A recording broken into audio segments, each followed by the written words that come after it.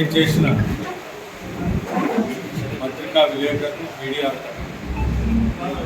మరియు Bharatiya Janata party senior నాయకులు పెద్దలు రాజేశ్వరరావు గారు, ప్రొఫెసర్ సీతారాం నాయక్ గారు, అదేవిధంగా ఆరూరు రమేష్ గారు, రాజయ్య యాదవ్ గారు, మాజీ జిల్లా ప్రెసిడెంట్ వేణుగోపాల్ గారు, డాక్టర్ కాళీ ప్రసాద్ గారు, Satish state committee member Satish గారు, పిలవగానే వచ్చినందుకు పేరు పేరున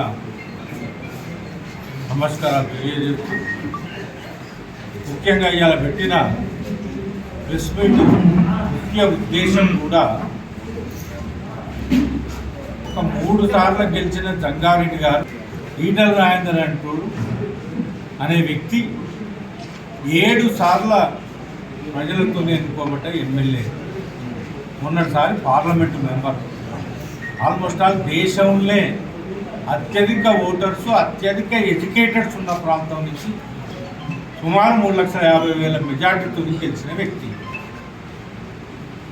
అట్లాంటి వ్యక్తిని నీ కులమేంది మేము అనదలుచుకుంటే అనరాదా? వాళ్ళ దేశాధ్యక్షుడు సోనియా గాంధీది ఏ కులం, రాహుల్ గాంధీది ఏ కులం? మేము ఇప్పుడు అడిగినాం భారతీయ జనతా పార్టీ నాయకులు. నువ్వు అన్నట్టుగా బట్టలు ఇప్పి కొడతా అంటే మాకు కూడా ఆయన అనరాదా? కానీ భారతీయ జనతా పార్టీ ఏ రోజైనా అట్లాంటి మాటలు మాట్లాడింది. ఈటల రాజేందర్ గారు అన్నది ఏంది? ఒక కమిషనర్ పర్మిషన్ ఇస్తాడు, ఒక తహసీల్దార్ లేఅవుట్ ఇస్తాడు, ఇంకోళ్ళు వచ్చో హైడ్రాని కూలగొడతా అంటారు. ఇది ఎంతవరకు సమంజసం? ఇట్లాంటి తుగ్లకి పరిపాలన చేయకన్నాడు. అదేమన్నా తప్పు వర్షన? లోగా ఎట్లుండే రేట్లు ఇప్పుడు ఎట్లున్నాయి? ఇవన్నీ ఏదన్నా ప్రతిపక్షాలు సూచనలు ఇస్తే దాన్ని చదువుకొని ముంగడిపోవాలి. వ్యక్తుల ఇండ్లు ముట్టడిస్తాం, మేము గుండాయిద్దామా?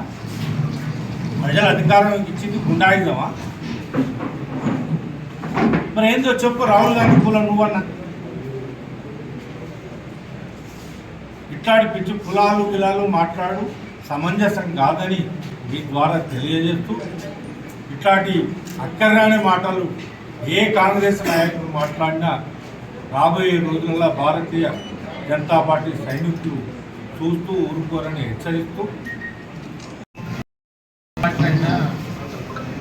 జగ్గారెడ్డి అనేటువంటి వ్యక్తి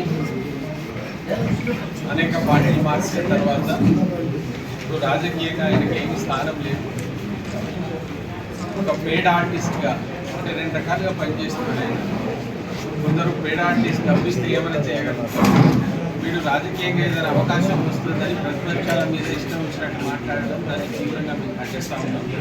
రెండో విషయం ఏంటంటే, ఆయన ఏదైనా చేయగలుగుతారు. ఏ వ్యక్తిగా రెడ్డి ఏదైనా ఇస్తాడనుకుంటాడు. రేవంత్ రెడ్డి గారు ఒకటే, నువ్వు తెలంగాణ ద్రోహివే, మాకు తెలిసి కదా చరిత్ర, మమ్మల్ని ఎదిరిండు వాడు. ఆ సంగారెడ్డి అనేటువంటి ఇదే జయశంకర్ గారు మాకు ఒక టీం ఇచ్చి పంపిస్తే ఈ భావజాలాన్ని మేము వ్యాప్తి చేస్తుండే. సంగారెడ్డిలో గెలిచిన వ్యక్తి కర్రాంతిలో తెలంగాణ గురించి మాట్లాడే నైతిక హక్కు నీకు లేదు.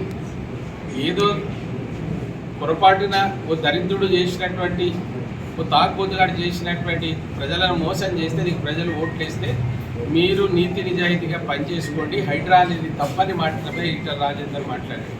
ఈటల రాజేందర్ కులాన్ని ఏమని అడుగుతున్నావు? కులాన్ని అడిగే అక్కడ హిందువులను అడిగి వాళ్ళు చంపినట్టు మీరేమైనా చేయదలుచుకున్నారా? ఇక్కడ ఎందుకు మాట్లాడుతున్నారు? ఏంటిది అసలు మీ ఉద్దేశం ఏంటిది? నేను మళ్ళీ ప్రింట్ అండ్ ఎలక్ట్రానిక్ మీడియా మిత్రులకు ఒకటే చెప్తా ఉన్నాను, వారి గురించి అసలు మేము ప్రెస్ మీడియా పెట్టకూడదు. కానీ వాడు ఒక పిచ్చి కుక్క. మరి ఈ పిచ్చి కుక్క ఊరికే ఇట్లా ఉత్తా అంటే దాన్ని ఒక్కసారన్నా బుద్ధి చెప్దాం, మర్యాదగా చెప్దాం. ఇప్పటికీ నువ్వు మానుకో. ప్రెస్ మీట్ పెడితే రేవంత్ రెడ్డి పెట్టాలి. రేవంత్ రెడ్డి స్థాయి, అరే నీకంటే ఎక్కువసార్లు గెలిచినటువంటి వ్యక్తి రాజేందర్, ఇవాళ నీకంటే ఎక్కువ ఓట్లతోని పార్లమెంట్లో ఈ దేశానికి ప్రాతినిధ్యం వహిస్తున్నటువంటి వ్యక్తి ఈటల రాజేందర్. తెలంగాణ స్పృహ ఉన్నటువంటి వ్యక్తి రాజేందర్. తెలంగాణ ఉద్యమంలో ఆయన చేసిన దాంట్లో మీరు ఒక 5 పైసలైనా పనిచేయగలిగిరా? ఈ బట్టలు కూడా దిద్దాం, వాళ్ళు ఇది పిచ్చి కుండా కొడుకులు మాట్లాడే మాటలు ఇది.